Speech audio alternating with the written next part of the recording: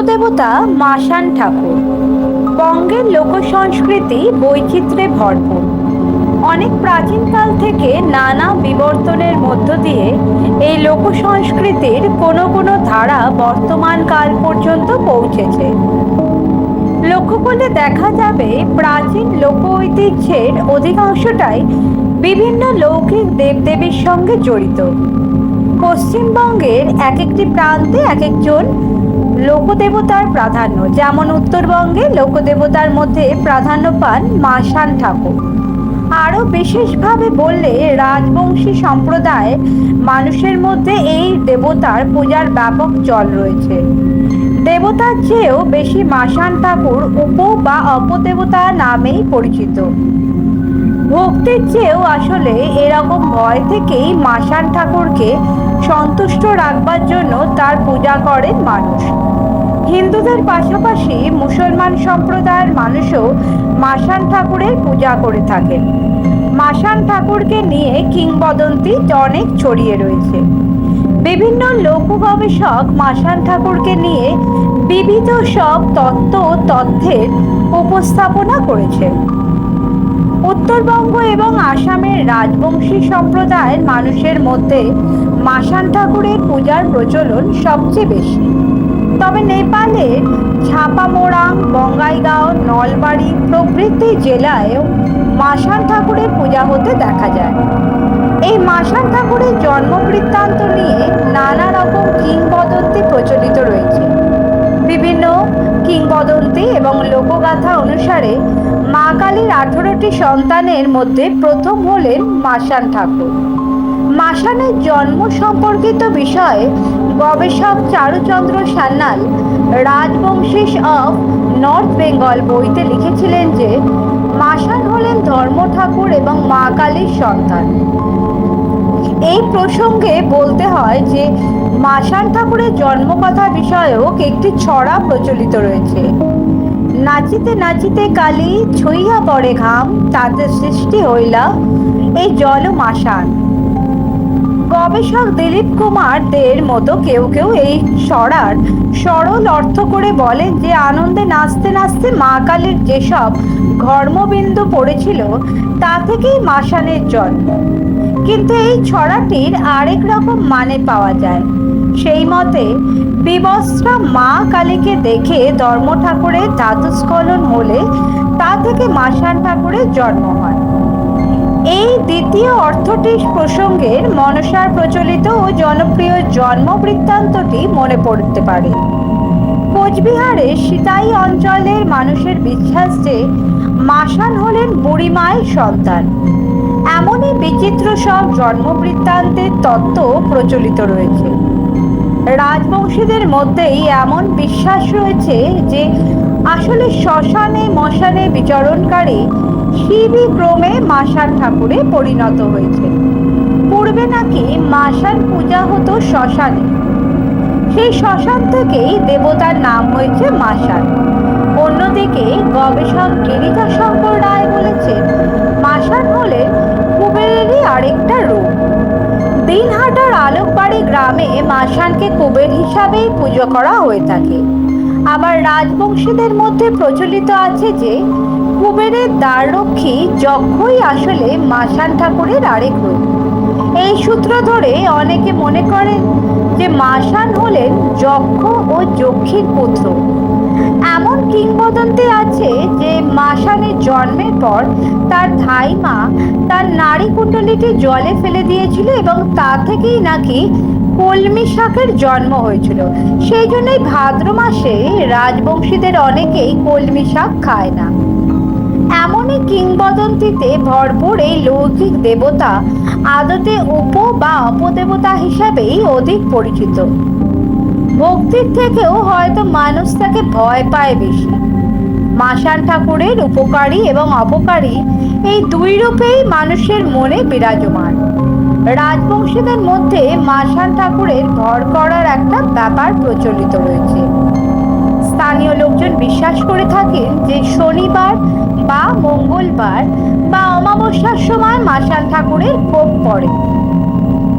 যার উপরে মাসান ঠাকুর ভর করেন সে অদ্ভুত আচরণ করতে থাকে, তুড়ি মারে, ঢিল ছোড়ে, প্রস্রাবের নিয়ন্ত্রণ হারিয়ে যায়, মাঝরাতে মাছ ধরতে বেরিয়ে পড়ে, এমনকি উনুনের মাটি, কাঠকয়লা, দেয়ালের কাকড় ইত্যাদি খেতে থাকে। সেই ব্যক্তিকে তখন মাসান ঠাকুরের থানে এনে দেবতার উদ্দেশ্যে পুজো দেওয়া হয়। মাসানের কুদৃষ্টি যাতে কারো উপর না পড়ে, মানুষ তাই শনিবার, মঙ্গলবার বা অমাবস্যায় মাসান ঠাকুরের পূজা করে থাকে। মাসান ঠাকুর বিভিন্ন জায়গায় অবস্থান করতে পারেন বলেই বিশ্বাস। বঙ্গদেশে মোট 18 রকম মাসান ঠাকুর পূজিত হন, যদিও কারোর মতে 19 বা কেউ বলেন 24। মাসানের 18টি প্রকার হলো বাড়িকা মাসান, মানে লোকালয়ের অন্তর্গত বাসবন বা জঙ্গলে থাকে। তিসিলা মাসান, জলে থাকে। ঘাটিয়া মাসান, নদী, পুকুর ইত্যাদির ঘাটে যার বাস। চুচিয়া মাসান, মাঠে ঘাটে যিনি থাকেন। চালান মাসান, পথের পাশের গাছে থাকেন। বহিতা মাসান, নষ্ট হয়ে যাওয়া ভেলার কলা গাছ যা জলে ভেসে যায় তাতে থাকে। সেই কলা গাছে পা দিলে মাসান ভর করেন।